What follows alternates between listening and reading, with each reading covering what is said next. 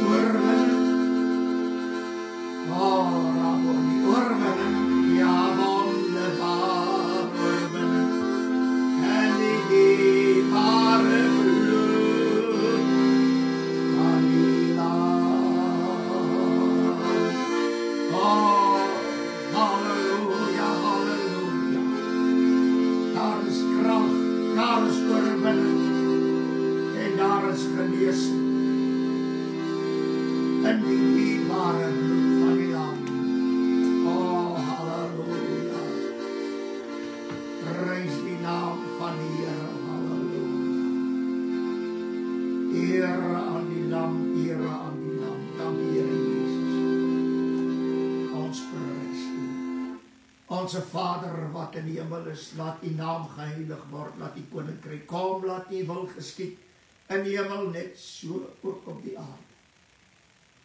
Baie, baie dankie dat ons deur u seun na u toe kan kom, hy wat die lam van God is, wat sy bloed gevloei het, sodat ons in hierdie tye nog kan getuig van die krag in die bloed, verlossing in die bloed, oorwinning in die bloed, genesing in die bloed. O, Here, so kan ons dit opnoem, want alles het deur die bloed gekom. Halleluja. En ons eer u in hierdie dag, dat ons nie net u volg, ons kruis opneem, om u te volg nie, maar dat ons volg u in 'n bloedspoor. En dis die enigste weg wat ons veilig by u sal uitbring eendag. Deur die bloed. Halleluja. Baie, baie dankie. Here, dat u red deur u bloed. U maak vry deur u bloed. Dankie as baie wat kan getuig van die redding in die bloed, en wat die bloed alles wil doen, en die bloed, wat die bloed vir hulle beteken, en ons dank u daarvoor. Daarom bid ons in hierdie dag, Here, saam vir almal wat siek is. Die genesing deur u wonde kom deur die bloed. Halleluja. En daarom kan ons kom onder die bloed, in die bloed, deur die bloed, en ons kan bid vir almal wat siek is. Daar is geen kranke mag wat kan standhou teen die bloed van die lam. Want uit sy wonde het die bloed gevloei, en daarom het die wonde krag tot genesing, goddelike genesing. Here, daarom sê u woord, deur my wonde is daar vir julle genesing. Ons eer u in hierdie dag vir genesing vir elke sieke. O, Here, halleluja. Daar is nie 'n verskoning. Daar is nie 'n vraag nie. U maak gesond. En dis al wat tel. Baie, baie dankie dat u dan elke sieke so gesond maak. En ons prys u dat u die groot geneesheer is wat naby is. Dankie dat u elke kranke mag verbreek. Elkeen vry maak, sodat hulle volmaakte genesing kan verkry. In Jesus se naam en ons dankie daarvoor. So bid ons vir al die gebedsversoeke, Here. Ons wil baie, baie dankie sê. Sterkste gebed wat u ooit geroep het, was aan die kruis toe u gesê het, Vader vergewe, want hulle weet nie wat hulle doen nie. En so bid ons Here, dat daar vir elke gebedsversoek, halleluja, want elkeen wat gereinig is, vergewe is deur die bloed van die lam, doen alles deur die bloed. En die bloed is kragtig, en ons weet, wanneer ons vra in die naam van Jesus, wat vir ons gesterf het, wat sy bloed gevloei het, dan sal u dit doen, wat gevra word. Baie, baie dankie, Here, dat u elke een se gebedsversoek hoor en antwoord, en laat u naam daardeur verheerlik word, en ons prys u daarvoor, in die naam. So bid ons Here weer eens vir reën, al die plekke, reg oor hierdie wêreld, oral waar mense bid, vir reën. Geef hulle reën, Here. Dis u woord, en ons dankie dat ons dit in die naam kan vra, en ons weet dat die Here hoor en antwoord ons. Baie, baie dankie, so bid ons vir u woord in hierdie oomblikke, dat elke oor waarlik bestryk sal wees met die kosbare bloed, sodat hulle alleen die waarheid van die woord van die Here kan inneem, sodat hulle kan lewend word na u woord, en ja, Here Jesus, laat elke een, oh halleluja, oor sal hê, wat sal kan hoor wat die Gees aan die gemeente sê, want elke woord, waarin die Heilige Gees ons lei in die hele waarheid, leer en lei, het deur die bloed gekom. En Here, laat ons by daardie standaard bly, is die bloed van Jesus alleen. Eer u daarvoor en seën ons nou so saam, in Jesus naam. Amen en amen. Prys die Here, ons is dankbaar om in hierdie dag so saam te wees. Groet u almal in die mooi naam van ons Here Jesus Christus. Ek is pastoor Flippie Gerber, en my telefoonnommer is 082-874-1705.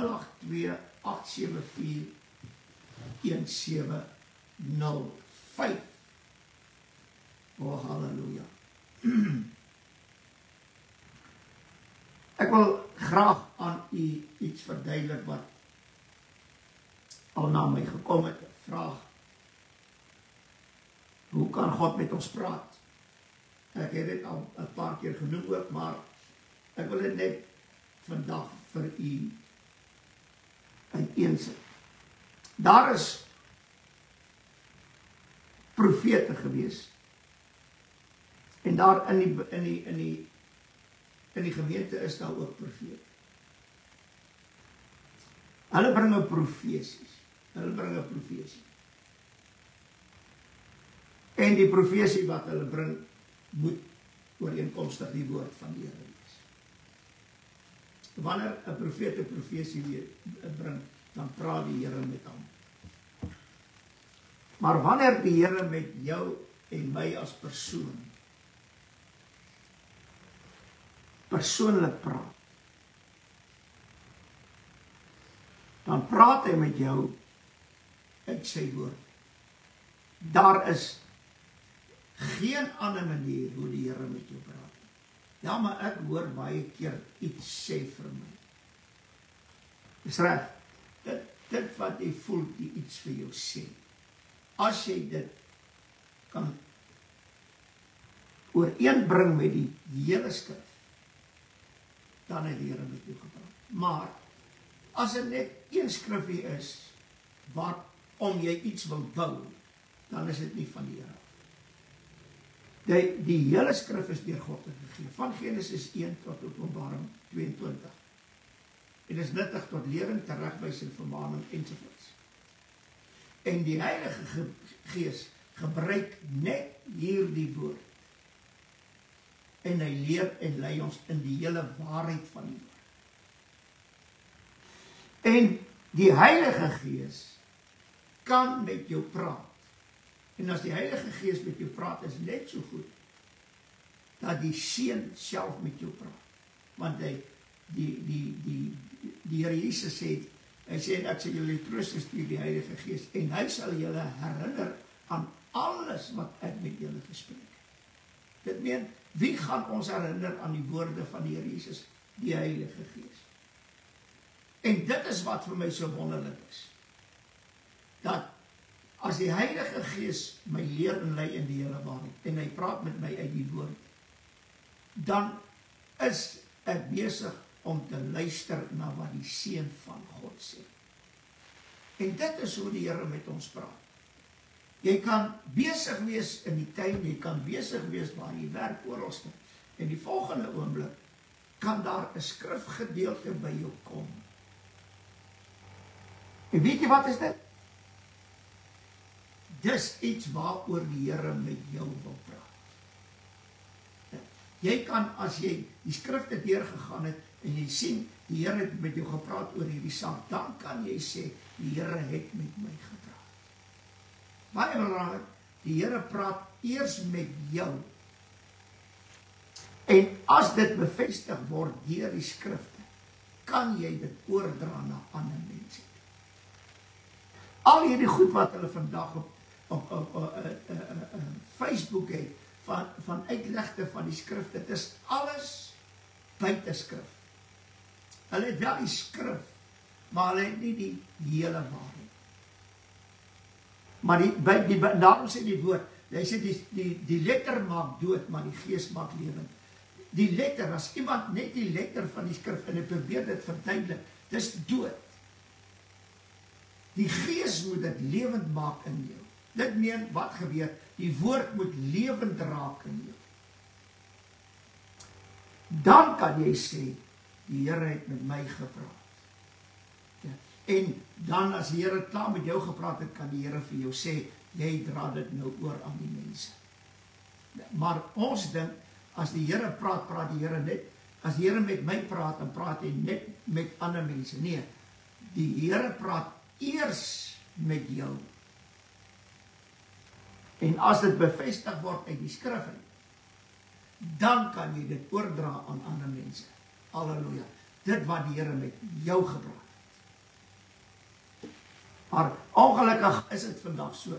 As 'n prediker 'n boodskap kry, dan nee, die Here praat nou met die mense. Nee, die Here praat eers met hom.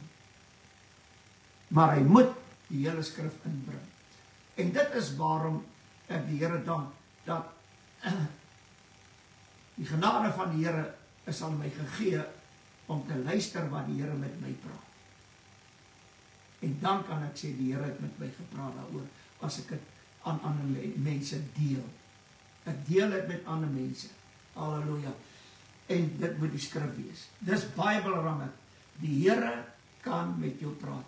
Vat net hierdie woord asseblief. Lees hom. Moet hom nie studeer nie. Lees hom. Want die Heilige Gees, as ek dit so kan uitdruk, is soos 'n tape recorder, as ek dit so kan uitdruk. Ja. Alles wat jy lees, die Heilige Gees ken dit. Maar hy neem dit op, want hy is mos nou in jou. Want jy is 'n tempel. Hy neem dit op. Ja. Deur dit wat jy lees, en nou begin hy vir jou leer en lei in die hele waarheid van die skrif. Want jy het klaar gelees, jy het klaar die stem van die Here gehoor uit die skrif uit, nee, en jy het klaar 'n prentjie gesien, is al wat die Heilige Gees doen, hy kom en hy maak dit 'n hele waarheid, deur die hele skrif vir jou bymekaar te bring oor hierdie spesifieke saak. En dan het jy die volste reg om te sê, die Here het met my gepraat. So, as jy wil hê die Here moet met jou praat, luister net wat hy wil. Lees net die skrif. Maak nie saak waar jy besig is nie. Die Heilige Gees kan enige oomblik vir jou iets uit die skrif oplig, né? En dit wat die Heilige Gees uitlig uit die skrif, né? Die Here praat met jou daaroor. Luister net, halleluja. As jy nie verstaan nie, vra vir iemand wat weet, né, hoe dit werk, hoe die Here met jou praat, né? En hy sal jou verduidelik wat gaan aan. As hy ook die Heilige Gees toelaat om jou te leer, om hom te leer in die hele waarheid, lei en te leer in die hele waarheid, dan sal hy jou kan verduidelik wat die Here eintlik vir jou wil sê. Maar op die einde van die dag het die Here met jou gepraat. Nie met die een vir wie jy vra help by. Die Here het met jou gepraat. En dit is so belangrik. Halleluja. Dit is hoe die Here met 'n mens praat. Onthou dit. Dis baie, baie belangrik. En wat interessant is, die Here wil nie altyd met iemand anders praat om met jou te praat. Die Here wil met jou in gesprek gaan, as ek dit so kan uitdruk. Deur die Heilige Gees. Dis waarvoor hy jou God is. Dis waarvoor hy jou lief het. Hy vir jou lief is. Dis waarom hy omgee. Want hy wil met jou spreek. So ek sê, as jy nie verstaan nie, laat iemand jou dan verduidelik. Halleluja, maar sorg net dat die persoon ook nie net leuns verkondig nie. Want dit is so belangrik, want die oomblik hoe meer dinge aan jou oopgaan uit die woord van die Here, sal later, as die Here met jou praat, sal die Heilige Gees die dinge vir jouself oopmaak. Ons almal is in 'n leerskool. En ek dank die Here, hierdie leerskool is die universiteit van die ewigheid, die hemel. En die Heilige Gees is die leermeester in die universiteit. En hy wil ons elke keer leer, maar dan sê een manier, hoe om ons te leer, en dit is dat ons moet leer, wanneer die Here met ons praat, en daarop te reageer. Dis baie belangrik. Halleluja. Onthou dit. Dis baie belangrik dat ons dit moet weet. Want as iemand nie hierdie ding ontdek in homself nie, sal hy nooit hoor dat die Here met hom praat.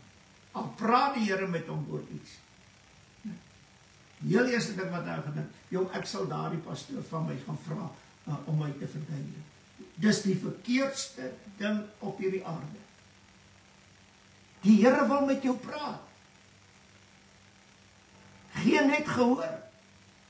En as jy dan die Bybel vat, en jy kom nie reg nie, vra dan vir iemand. Maar sorg dat daardie persoon self kan hoor wat die Here sê. Halleluja. Sover die skrifte aangaan. Prys die Here. Ons gaan in hierdie oggend aan met die woord is in die bloed, en die bloed is in die woord, en Christus het deur die bloed en die water en die Gees gekom, en ons is in die bloed, en ons is deur die water en die Gees en die bloed gekom. Halleluja. Al hierdie dinge gaan oor die bloed. Ek het nou al 'n paar sonde wat ek oor die bloed praat, maar die Here het vir my iets baie mooi gewys uit die woord van die Here, wat ek graag aan u wil oordra. En dit is dat, ek dink daar's min mense wat verstaan, hoekom die 6 dae, wat die Here alles gemaak het, en die 7de dag gerus het, hoekom dit 6000 jaar is, en dan 1000 jaar van rus. Waarom het dit gebeur? Baie mense sê, hulle kan nie verstaan hoekom die Here toegelaat het dat die duiwel vir Eva mislei het, dat die mens in sonde gekom. Waarom het God dit toegelaat? Ek wil net vandag vir u sê, dat God het nog nooit dit in sy gedagte gehad, dat ons moet val, dat ons moet sondig, en hy het dit nooit toegelaat, dat ons moet sondig. Hy het dit nooit toegelaat. Want as God sonde toegelaat het, dan was sonde nooit sonde. Dan kon die mens maar gesondig het, want God het dit toegelaat. Inteendeel, die Here God het berou gehad dat hy die mens gehad het, omdat die mens gesondig het op die aarde. En dit sê vir my baie. Halleluja. Die Here was by magte. Maar weet jy wat? Die Here het uitgesien na een ding. En dit is dat die mens, sy teestander, dit meen, Christus se teestander, die ou duiwel, dat die mens vir die duiwel kan sê, nee. Die Here was in afwagting, hy was opgewonde, hy het sy skepsel vertrou, Adam en Eva, hy het van hulle gesê, moet net nie van die boom eet nie. Hy was opgewonde, dat 'n mens vir die duiwel kan sê, nee, God het so gesê en ons sal dit nie doen.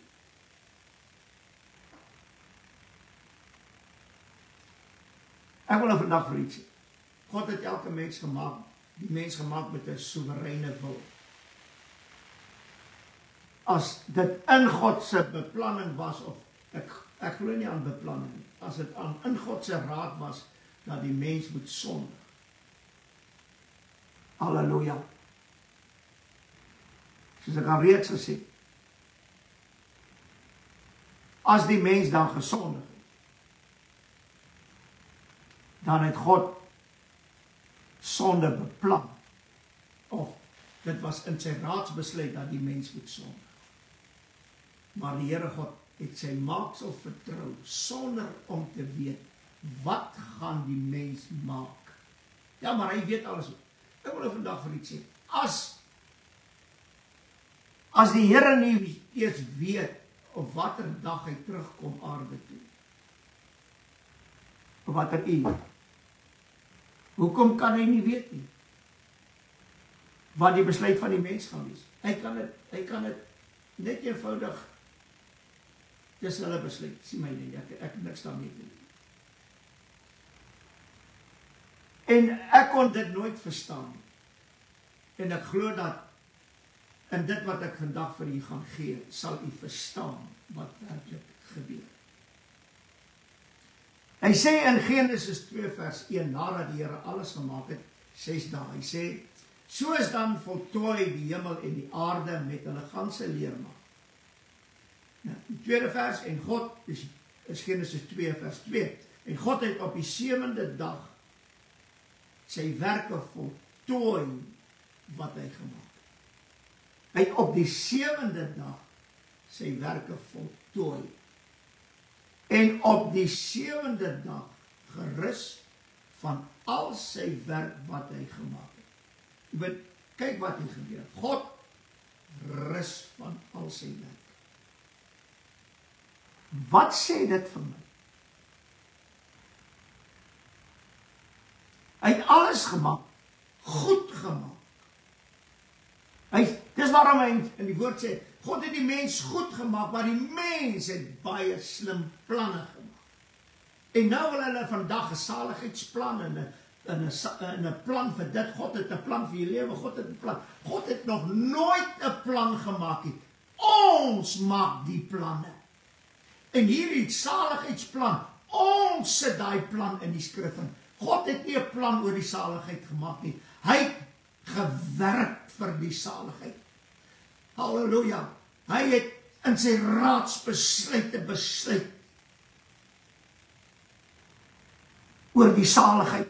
Hy het nie 'n plan gemaak nie, om te dink dat God maak 'n plan om sy eie seun dood te maak. Hoor nie. Raak van die planne ontslae. God het nie vir jou 'n plan nie. Halleluja. Hy het gerus. In die 3de vers, en God het die 7de dag geseën en dit geheilig, omdat hy daarop gerus het van al sy werk wat God geskaap het, deur dit te maak. Hy het gerus. God het halleluja, hy het gerus. Hy het die rus ingegaan. Halleluja. Weet jy, dis vir my verskriklik as ek daarom dink. Kort lees dit verder. die 4de vers. En dit is die geskiedenis van die hemel en aarde toe hulle geskaap is. Die dag toe die Here God die aarde en die hemel gemaak het. Nou, die dag, die Here het in een dag alles gemaak. Pastoor, dit is onmoontlik. Die skrif sê, het 6 dae. Nee, hy het in een dag. Want by die Here is 'n dag 1000 jaar en 1000 jaar 'n dag. So, die eerste 1000 jaar is die eerste dag waarop die Here alles gemaak het. Maar die dag, die eerste dag van die 6000 jaar wat gewerk sal word op hierdie aarde, en dan sal daar 1000 jaar van rus wees. Daarom sê hy, die dag toe die Here die aarde en die hemel gemaak het. Wanneer? Op een dag, maar die dag, 1000 jaar lang. En die wederkoms is dieselfde. Die Here gaan op een dag kom, hy gaan Israel red, hy gaan op die regterstoel sit, hy gaan oorlog voer tussen die antichrist en die dier en die valse profeet ensovoorts, en konings met hulle leers en alles, en die duiwel gaan, dis op een dag wat dit gaan gebeur, maar hierdie dag is 1000 jaar lang. So, die eerste dag van hierdie 7000 jaar is 1000 jaar lang, en dit is die dag waarop die Here alles gemaak het, maar dit het om 7 dae gevat om alles te skaap, selfs die rusdag. Halleluja. Dit is nie interessant nie. Hy sê, en God het op die 7de dag sy werk voltooi. Waarom? Want hy die 7de dag 'n rusdag gemaak. En dit sê, hy het sy werk voltooi. Halleluja. Die voltooiing van sy werk. En nou wil ek, voordat ek begin, wil ek net dit sê, dat die voltooiing van die werk van die Here is van die eerste dag tot die 6de dag, wat 6000 jaar lang is. Ja, God gaan werk in hierdie 6000 jaar, gaan nou vir die verduidelik hoe werk. Ja. En wanneer die Here Jesus kom na die verdrukking met die wederkoms, dan breek die eerste dag aan van die 7000, van die 1000 jaar van vrede en rus op hierdie aarde.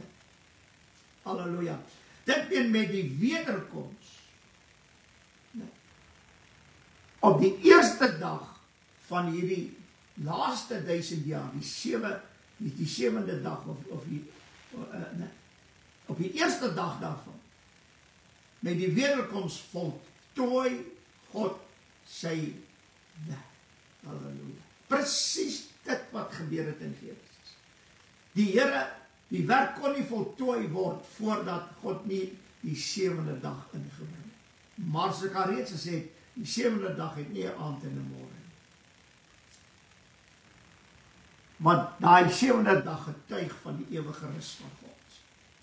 Die laaste 1000 jaar na die wederkoms getuig ook van die ewige rus van God. Eindelik die wat gered is, wat in hierdie 1000 jaar van vrede met Christus regeer, hulle het die rus, die ewige rus van God al reeds begin ingaan. Dis maar net 'n voorsmaakie van die ewige rus, daai 1000 jaar van vrede. Maar dit daar gelaat, kom ons gaan net verder.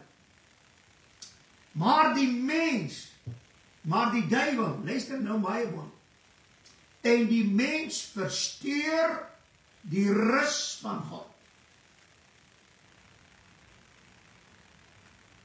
Nou jy dat, as kinders, elke Sondag, klaar geëet, dan moet die kinders gaan lê, slaap, almal moet stil wees, daar moet nie 'n geraas wees nie. Want weet jy waarom? Want pa en ma wil nie gesteer word op die dag. As die kinders nou buite gaan speel en raas, een kruiseer, dan moet pa en ma opspring en dan moet sorg dat die wond geheel word en behandel word ensovoorts, dan is hulle rusdag versteur. Maar die duiwel kom om die rusdag van God te versteur. En hy gebruik Eva en Adam.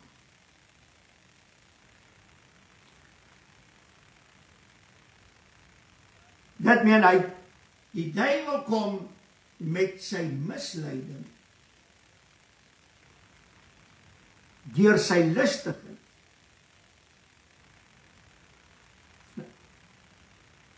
om Adam en Eva te laat val in sonde. En baie interessant, Paulus sê dit, hy sê Adam was nie mislei nie. Was nie eerste mislei nie, maar wel Eva. Nee, maar sy het in oortreding gekom. Adam het nie in oortreding gekom. Dit is baie interessant. Sy het in oortreding gekom, want sy was eerste ongehoorsaam aan dit wat God gesê het. En sy het daardeur in oortreding gekom.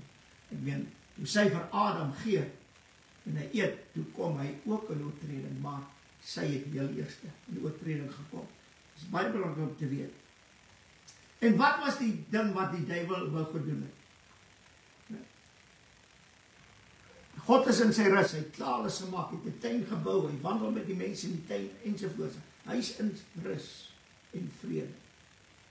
En Adam en Eva is ook in dit. En hier kom die duiwel in die tuin in, om hierdie rus te versteur. Halleluja, prys die Here. Hy sê, die derde vers, die derde hoofstuk in Genesis 7 van die 7de vers. Hy sê, toe gaan albei so oop, en hulle word gewaar dat hulle naak is. En hulle het vyeblare aan mekaar gewerk, en vir hulle skorte gemaak. Nou baie mooi luister. Die mens probeer altyd om sy sonde te bedek. Is dit so? Veral die kinders van hier. Hy probeer dit altyd doen. Ek het 'n boodskap gepreek vroeër jare wat eintlik baie wonderlik was, en dit is, wanneer God verskyn, sal die skorte verdwyn. Ek meen, en die woord van die Here sê, hulle was naak, en hulle het vyeblare aan mekaar gewerk, en vir hulle skorte gemaak. Nou, hier is 'n interessante ding. Die naaktheid, kom, ek verskoon my as ek dit nou so gaan doen, maar die naaktheid van 'n man word bedek aan die onderkant. Die naaktheid van 'n vrou word op 2 plekke bedek. By die bors en ook aan die onderkant. So, daar is 'n verskil in klere dra. Ek wil hê met baie mooi oplet. Daar is 'n verskil in klere dra. En wat vir my wonderlik is in hierdie gedeelte is dat hulle het vyeblare. Maar wat ek hier wil sê ook is dit, halleluja. In daardie stadium was daar geen vergifnis vir sonde nie.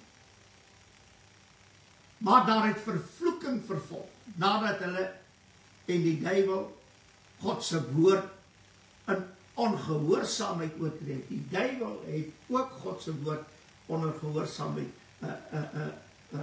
in ongehoorsaamheid oortree. Daarom sê die skrif in Hebreërs 9 vers 22, en byna alles word deur bloed gereinig volgens die wet. En sonder bloedvergieting vind daar geen vergifnis plaas nie.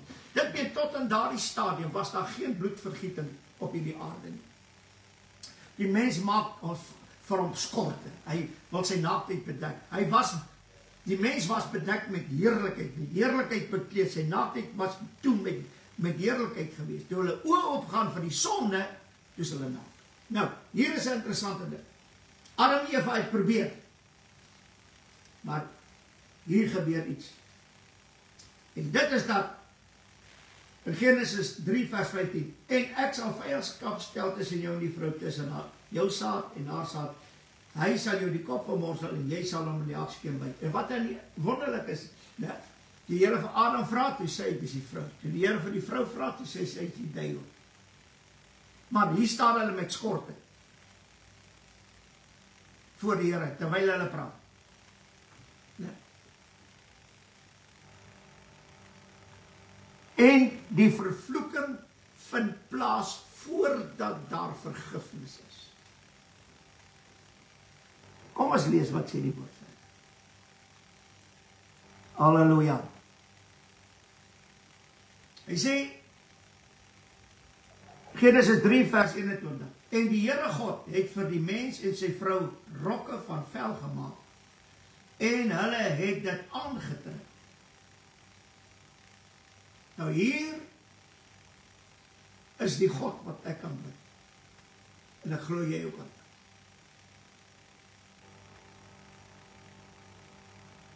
As hierdie vervloekings in volle werking moet kom, en daar is geen vergifnis vir die mens nie, wat sal van die mens word?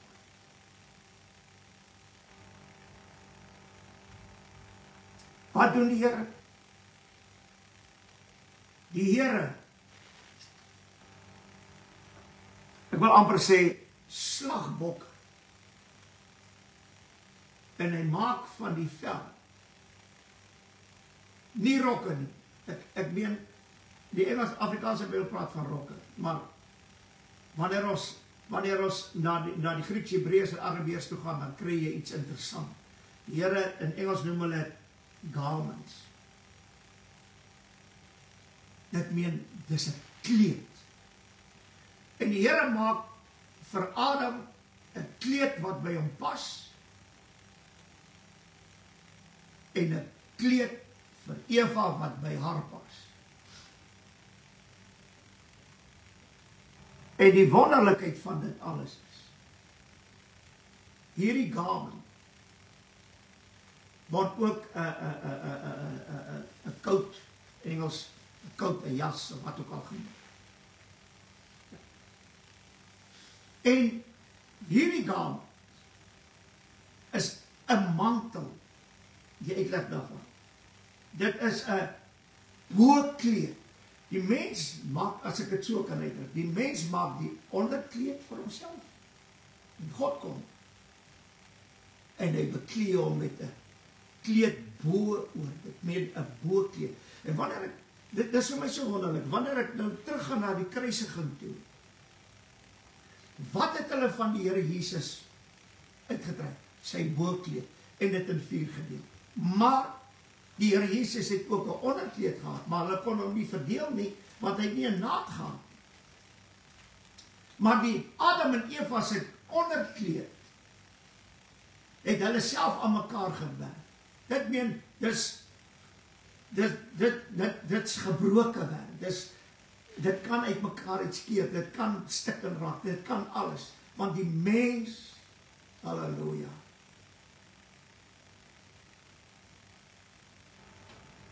die mens het nie die vermoë om dit wat stikken is heel te maak. Maar die Here God is so wonderlik, hy slag hierdie bokke van hy velle. Ek wil net dit vir u sê. Die offerbloed, dis 'n offer. Daai diere het hulle lewens geoffer, sodat Adam en Eva bedek kan word.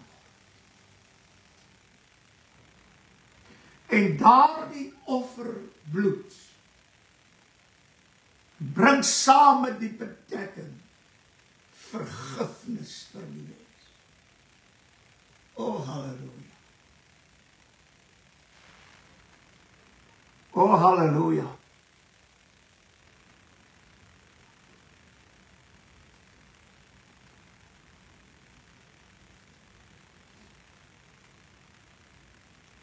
Want wat het hulle nat gemaak? Sonde. En hulle het hulle sonde probeer bedek. O, halleluja. Dis waarom die Here vir die mens gevra, waar is jy? Hy het nie net sy sonde self probeer bedek. Hy het gaan wegkruip vir die Here. En ons weet wat die res daarvan is. Wie het vir jou gesê, jy's naak? Ek het geëet van die boom, van die kennis van goed en kwaad. Daar bely Adam en Eva. Hulle het herken wat hulle gedoen het, teen die woord van God. En daarom het die Here God vir hulle vergifnis gebring, deur die bokke wat geslag is. Maar kom ons gaan net verder. Halleluja.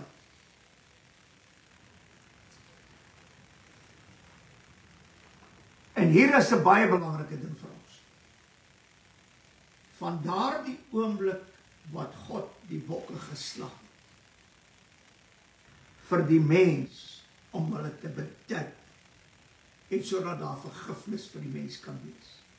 Want die woord sê, daar is geen vergifnis sonder bloedvergieting. En toe hierdie bokke se bloed vergiet word, toe kom daar vergifnis na vore. Dit is so wonderlik, dat daar het God al gedink aan ons, wat in die toekoms sal wees.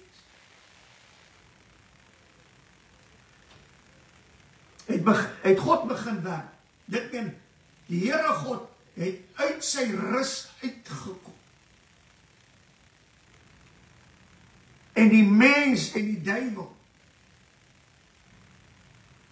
het God eintlik gedwing of beweeg om weer te begin werk.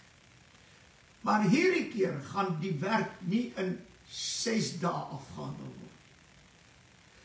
Hierdie keer sal die werk in 6000 jaar afgehandel word. Wanneer? By die wederkoms van Christus. God se raadsbesluite volmaak, al het hy berou gehad dat hy die mens op hierdie aarde gemaak het. Nou, nogtans verklaar die Here in Johannes 3 vers 16, so lief het God die wêreld gehad. Dink jy dat die Here God het Adam en Eva lief gehad het? O, verseker. Dis waarom hy in Spreuke 8 sê, en sy verlustiging was met die mens se kinders. Waarom? Omdat hy die mens lief het. Dis sy maaksel, dis sy geslag.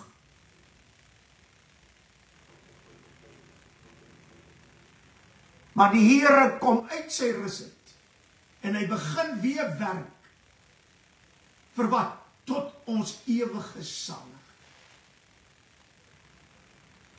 En die eerste werk wat die Here doen vir die mens, hy slag 'n bok. Halleluja. En as die 6000 jaar voltooi is, by die wederkoms van Christus, voleindig is, dan sal die Here weer in rus ingaan, vir 1000 jaar lang. En ons, wat konings en priesters is, ons sal saamkom hierdie rus ingaan vir 1000 jaar. Dit ben met die wederkoms, na die eerste dag, voltooi God sy werk.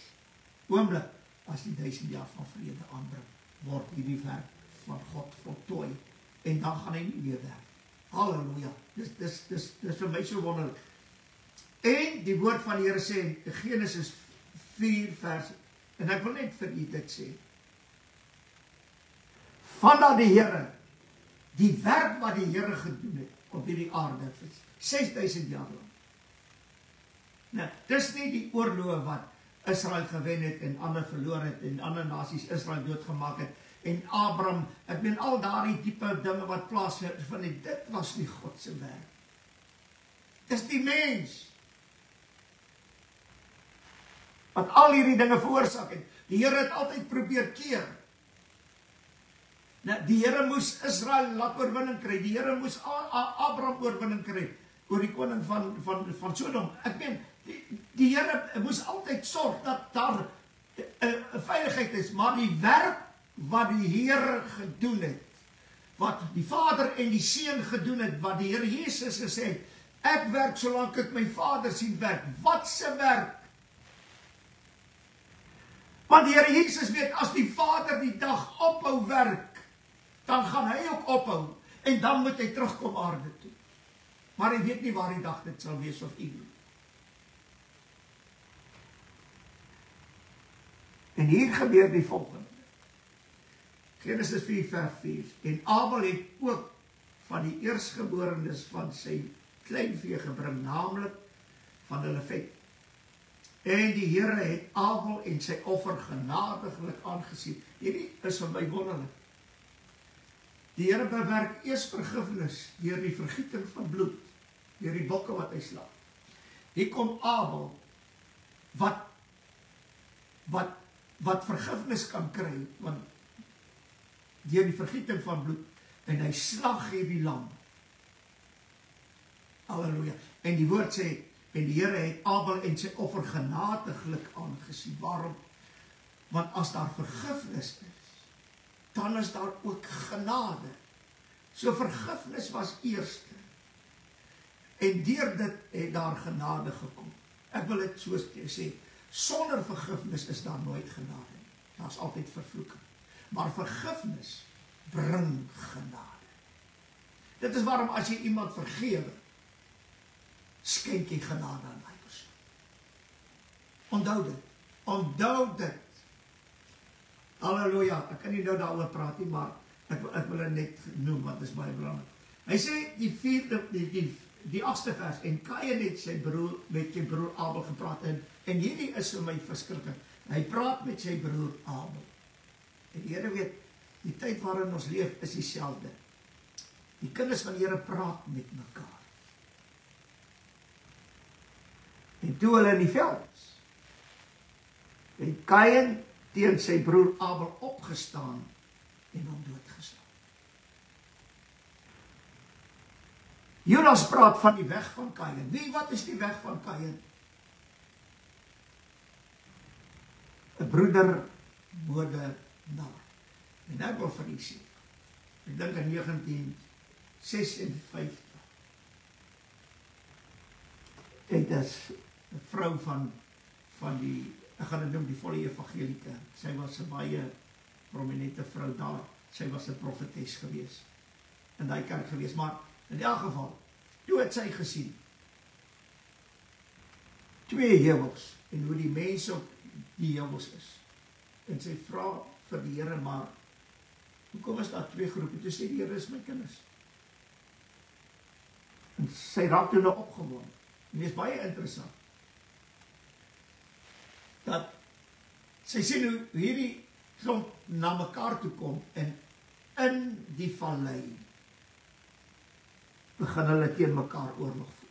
Dis nou die 2 groepe. Dis in 1956 wat hierdie suster hierdie gesig gehad.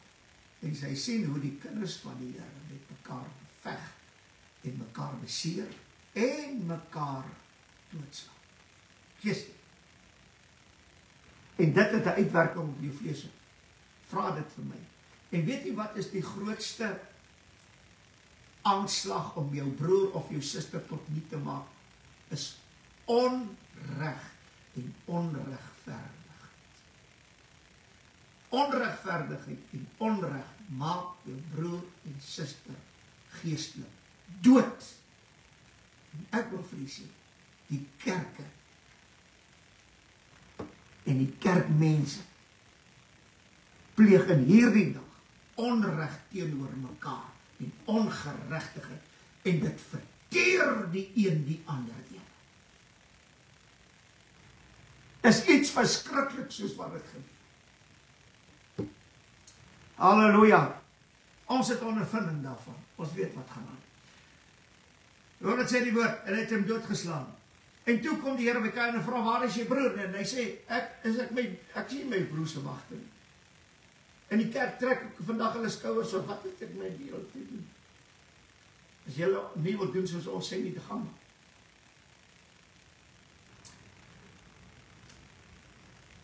10de vers. Hy sê, wat het jy gedoen?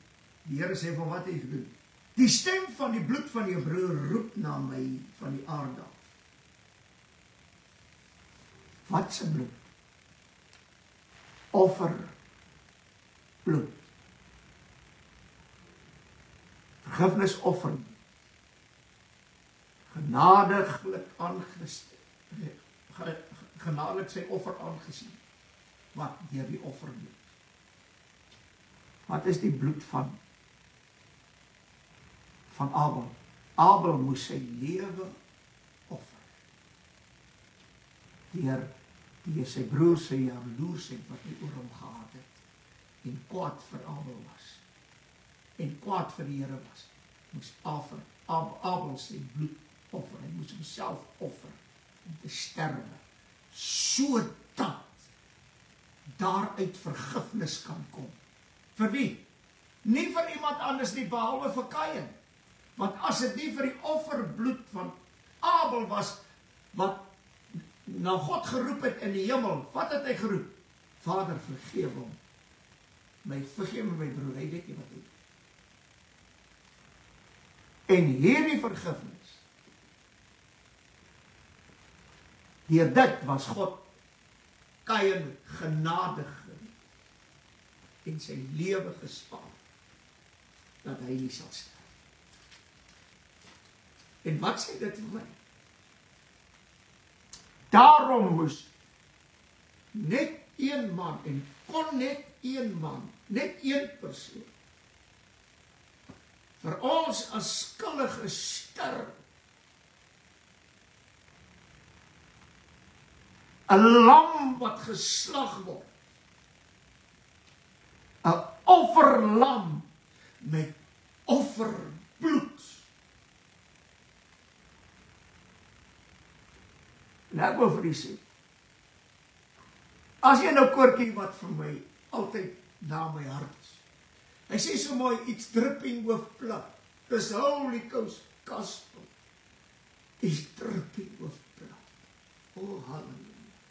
The blood of disciples who died for the truth. En ek wil vir jou sê, daar is net een iets waarvoor jy sal sterwe as jy die Here liefhet. En dis die waarheid.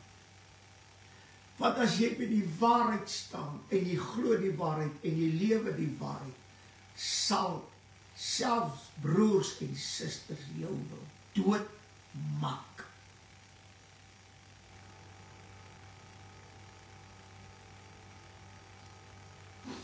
Oh, halleluja. Ek wil vandag vir u sê, moenie weer vra hoekom het God toegelaat het dat die duiwel Adam en Eva, hoekom kon die Here die duiwel nie vernietig het nie. Weet jy,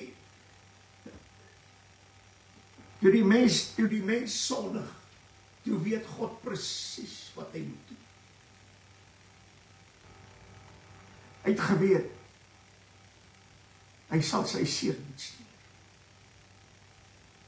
Hy het geweet in daardie oomblik.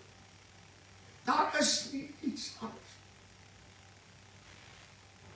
Want die vyand waarmee die mens te doen het, is nou sterker as die mens. Hy kan heers. Hy kan onderwerp. Halleluja. En hy mag oor die dood. En daar is net een wat die mens weer kan vrymaak en die mens kan oprig dat hy heers en heerskappy en kan oorwin.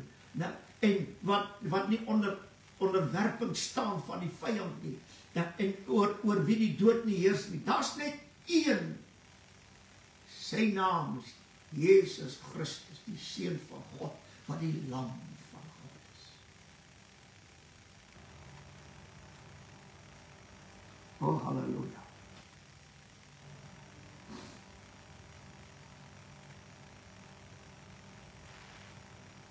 En weet jy wat vir my wonderlik is?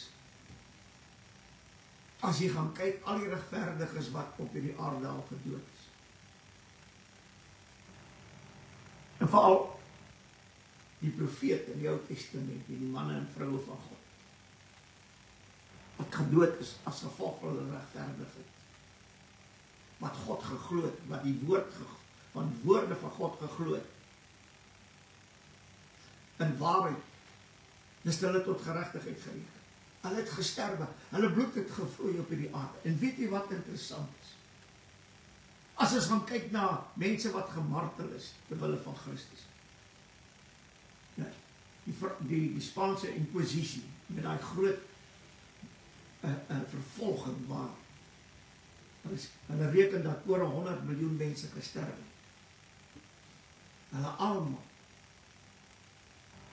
voordat hulle sterf, dan sê hulle vir hulle mense wat hulle doodmaak en hulle gemartel het ensovoorts. Ons vergeet. Ek vergeet het. Waar? Het meer Here wees hulle genadig. Ons vergeet my. Want die bloed van Abel, die bloed van die heiliges, die bloed van Christus, roep uit, Vader, vergeef hulle, hulle weet nie wat hulle doen. Weet jy waarom weet hulle nie? Want hulle ken nie my God. Hulle ken nie Jesus Christus, my verlosser. Halleluja. En hulle het nie God die Vader van die Here Jesus geken. Hulle het gedink, hulle doen God 'n voorreg om hom dood te maak. Of 'n guns. En so het dit in die Katolieke Kerk gegaan. Die Christene is gemartel en doodgemaak, want hulle het 'n guns aan God bewys om dit te doen. Halleluja.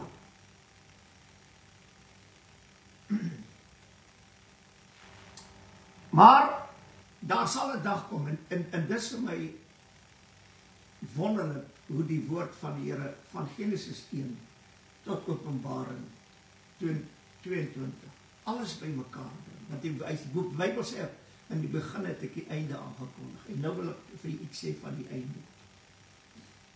Halleluja.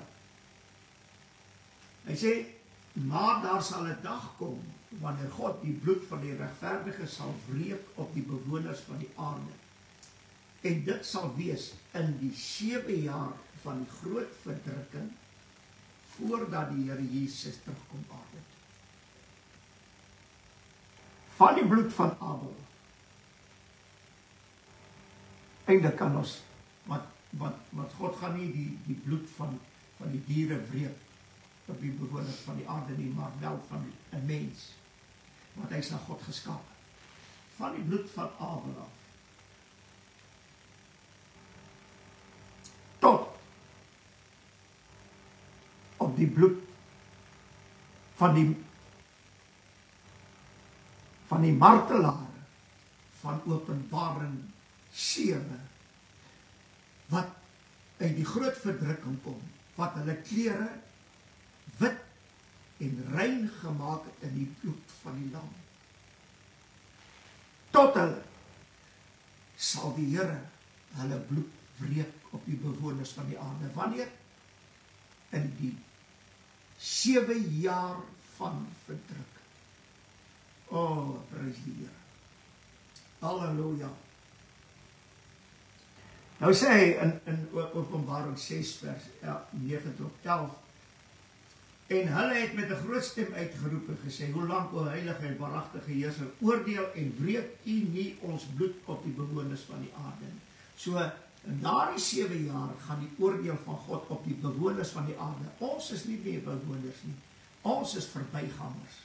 Ons het 'n ewige land, Kanaan, halleluja. Ons huis is daarbo.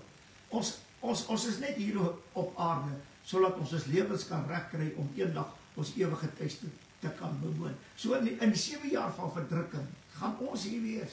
Ons gaan die bloed gebruik. En wat wonderlik is van die bloed wat ons gaan gebruik om ons klere te was, ons gaan die dier oorwin deur die bloed van die lam en die woord van ons getuienis. Maar ons sal ons lewe tot die dood toe nie lief hê nie. Moenie verwag jy gaan voor die tyd weggeneem word nie. God se woord sluit dit nêrens in. As ek wil dit sommer duidelik vir jou sê. Nee, God soek nie lafaards in die ewige lewe. Halleluja. En moenie dink jy's iets spesiaal omdat die Here jou miskien voor die tyd gaan wegneem. Jy's 'n niks, net soos 'n niks. Paulus sê, ons word dag vir dag tot slagskape gereken. Jy's 'n slagskaap. Nou, jy kan enige oomblik geslag word, terwille van wie? Terwille van Christus.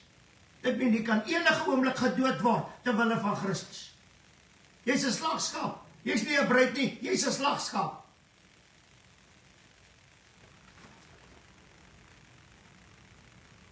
Halleluja, hoor wat sê die woord van die Here verder. Matteus 23 vers 35. Sodat oor julle kan kom al die regverdige bloed wat vergiet is op die aarde. Hoor wat sê die woord? Van die bloed van die regverdige Abel af tot die bloed van Sagaria, wat julle vermoor het tussen die tempel en die altaar. Kan jy dit glo, tussen die tempel en die altaar? Dit meen, daai voorportaal. Daar het hulle Sagaria doodgemaak. Waar beweeg ons as kinders van die Here in die Gees? Ons beweeg in die voorportaal. Ons is nog nie huis toe. En hier in die voorportaal van die altaar af, daar waar die bloed van Jesus gevloei het, die offerbloed, van daar tot by die tempel, tot ons ewige tuiste. Daar maak ons mekaar dood. Deur leuns.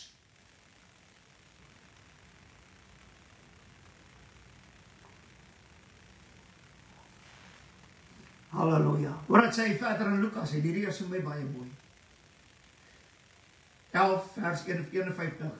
Van die bloed van Abel tot die bloed van Sagaria, wat omgekom het tussen die reupaltaar en die huis van God.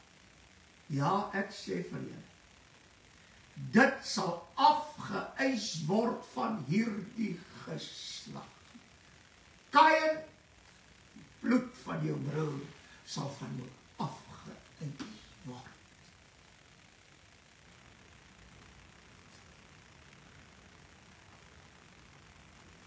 En ons weet dat die Here het aan Kain 'n teken gegee. Wonder wat was die teken? Ek het 'n vermoede, dis of 'n bloedteken of dis die kruis. Maar die bloed is lewe en die kruis is ook lewe of redding. En hier kom 'n interessante ding. En God het van dat hy die bokke geslag het, begin werk. Met wat? Alleen met bloed.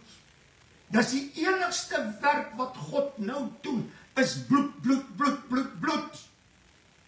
En die seun, die Here Jesus sien sy Vader werk met die bloed. En daarom werk hy self met die bloed en hy sal bly werk. Tot die laaste dag. Met wat? Met die bloed. Daar is niks. Hoor wat hierdie prediker vandag vir sê. Daar is niks wat God vir jou kan doen sonder die bloed. Niks, niks. Noem dit vir my. Jy kan nie eens genade hê sonder die bloed nie. Jy kan nie eens liefde hê sonder die bloed nie. Jy kan nie eens barmhartigheid sonder die bloed nie. Jy kan nie eens die gawes van die Heilige Gees hê sonder die bloed nie. Halleluja. Jy kan nie eens redding en vrymaking ensovoorts hê sonder die bloed nie. Daar is niks wat God vir jou kan doen sonder die bloed. En die seun. En wie wat interessant is? Die Heilige Gees werk net deur die bloed. Halleluja. Oh, glory. Dis waarom die Here vir die Israeliete in Egipte gesê het, as ek die bloed sien, halleluja. Waarom? Kain, die bokke wat ek geslag het, as ek die bloed sien.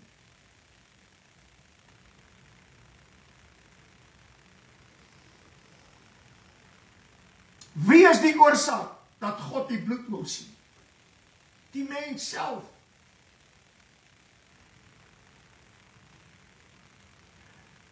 Bloedoffer van die bokke beteken. En van toe af werk God net met bloed. Daar is nie iets anders nie. As jy gaan kyk na die 10 gebooie en die wet, wat die Here vir Moses gegee het. Dit werk net deur bloed. Alles werk deur bloed. Alles.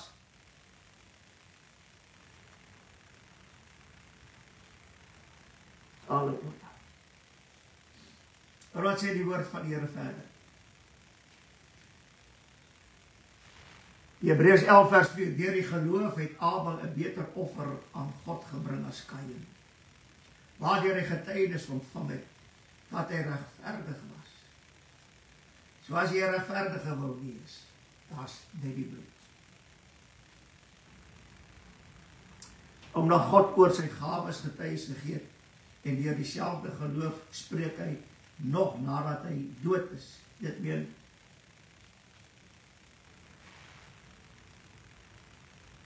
Abel het 'n beter offer gebring, en tot vandag spreek die bloed van Abel nog steeds met hom. En ek glo, u sal nou weet waarom die woord dit sê. Hy sê dit nie. Hy sê, deur dieselfde geloof spreek hy nadat hy dood is. Maar die geloof, die bloed. Die bloed. Halleluja.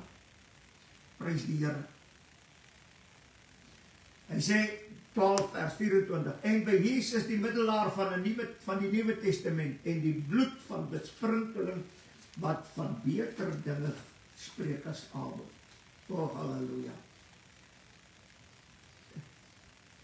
Waarom spreek die bloed van Jesus van beter dinge as Abel? Weet jy waarom? In die Ou Testament, deur alles, is daar vergifnis vir die volk van hulle sondes. Ons weet wat alles daar gebeur. Die Here Jesus kom. En iemand het asseblief opneem. Die Here Jesus kom. En deur sy offerbloed bring hy nie net vergifnis nie, maar ook reiniging van sonde. Dit is wat beter dinge spreek as die bloed van Abel. Vergifnis en reiniging, verlossing, redding, vrymaking ensovoorts, wat deur die bloed van Jesus, wat die bloed van die Ou Testament nie kon doen nie, want dis nie volmaak gewees nie. Abel se was regverdig, maar nie volmaak nie, want hy het sonde gehad. Christus was sonder sonde, en daarom kan hy deur die bloed van die Nuwe Testament my tot volmaaktheid bring, en vir jou. En nou gaan ek vir u sê,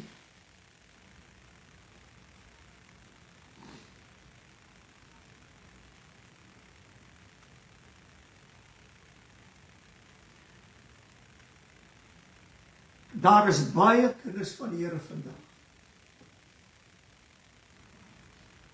Hoor wat die woord van die Here sê. Wat in hierdie stryk getrap het.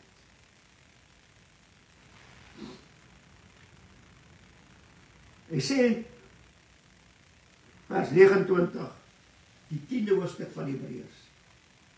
Hoeveel swaarder straf dink julle sal hy verdien wat die Seun van God vertrap, en die bloed van die testament waardeur hy geheilig is, onrein af, en die gees van genade smaak.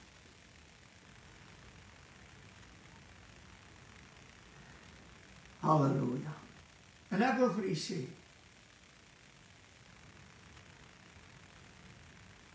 die wegrapping teorie, ons is die brein, die huwelik in die hemel, die regterstoel in die hemel, verag die bloed van Jesus.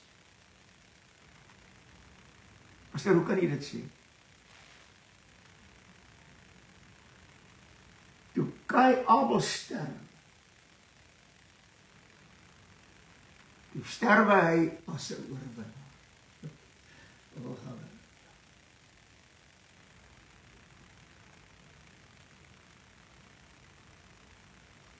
En ons weet,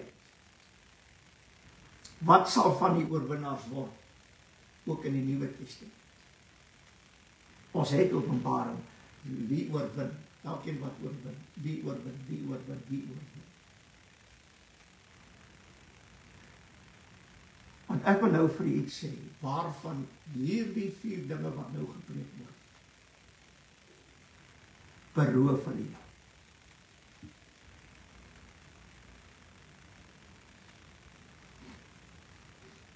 En hierdie mense wat voor die verdrukking wil weggaan,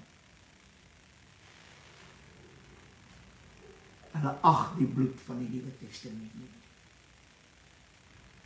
Wat nog van die bloed van Abel?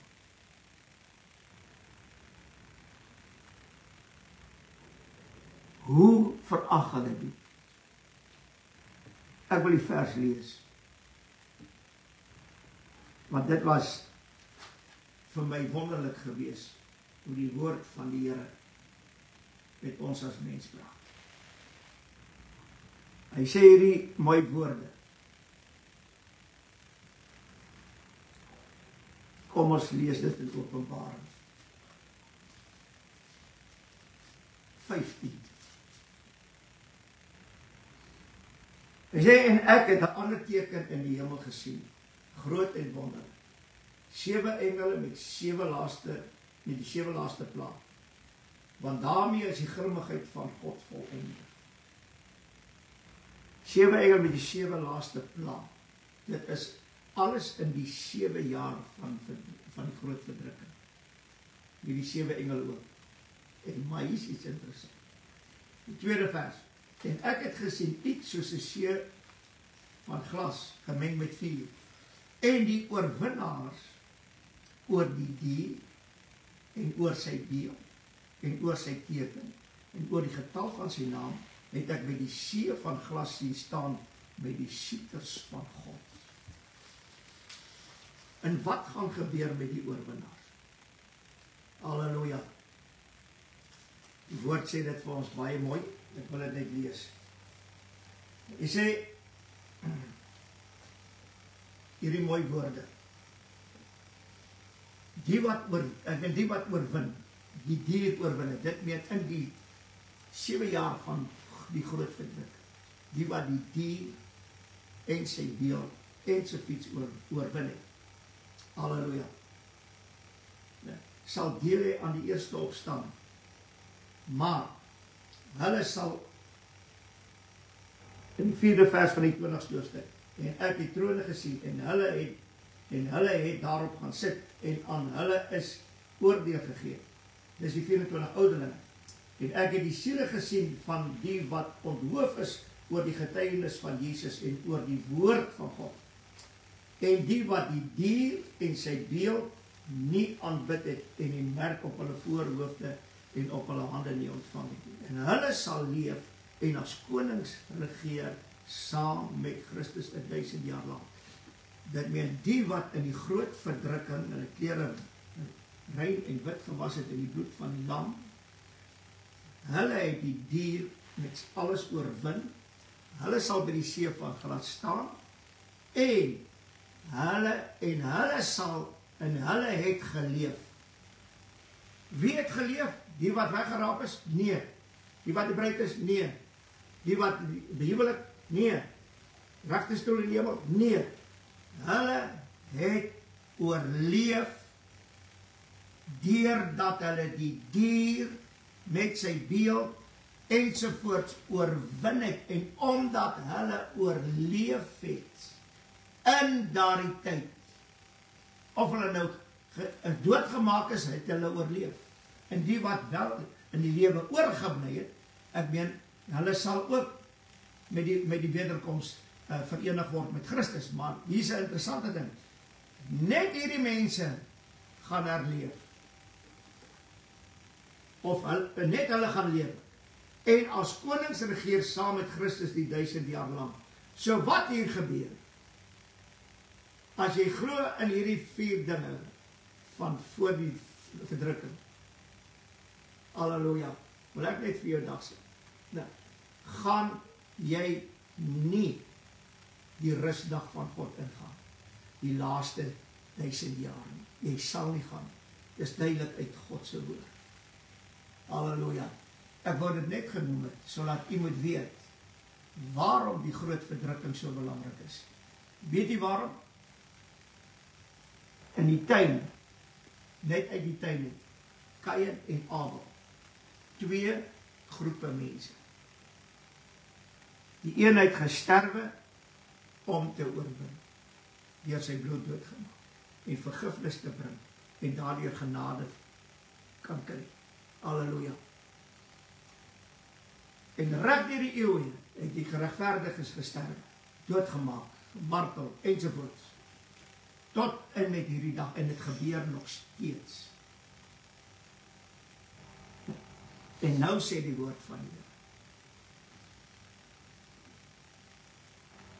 Die regverdiges sal in die groot verdrukking wees, met die bloed, en hulle sal oorwin deur die bloed, en deur dit wat Christus gesê het. Nou, maar hulle moet hulle lewe nie lief hê.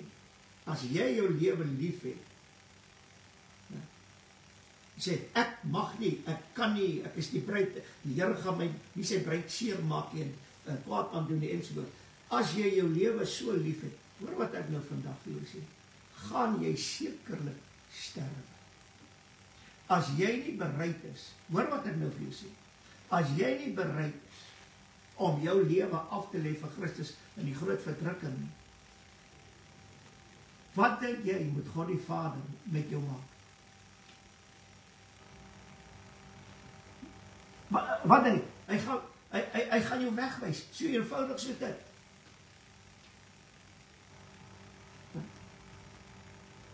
Abel was bereid om te sterf vir regverdigheid en genade en vergifnis.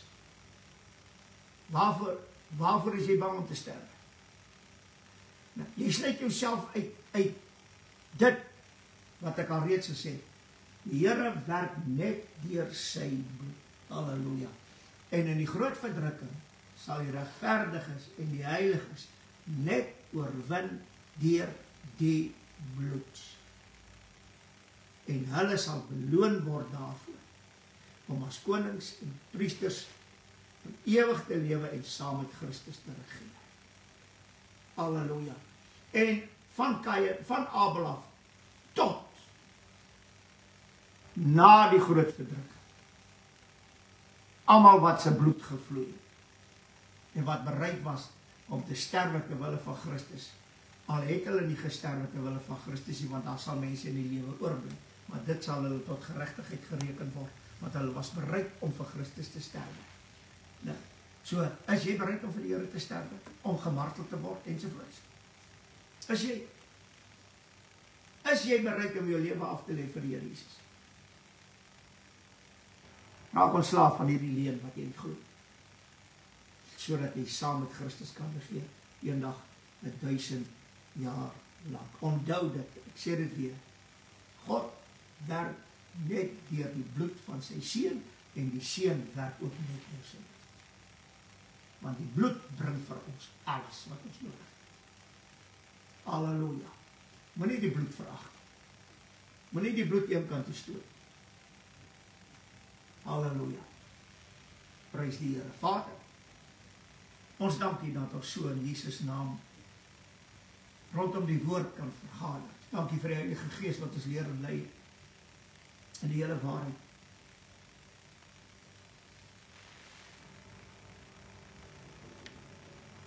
Here, ons kan waarlik uitroep in hierdie dag. As ons saam met Christus verheerlik wil word, sê die woord, dan moet ons ook bereid wees om saam met hom te ly. Here, in die tyd waarin ons lewe is mense nie bereid om te ly saam met U. Gee ons dit genade, dat ons eie lewe nie so lief sal hê, dat ons nie bereid is om saam met U te ly. Maar laat ons onsself verloon, ons kruis opneem en U volg. Halleluja. Baie dankie daarvoor. In Jesus se naam. Amen en amen.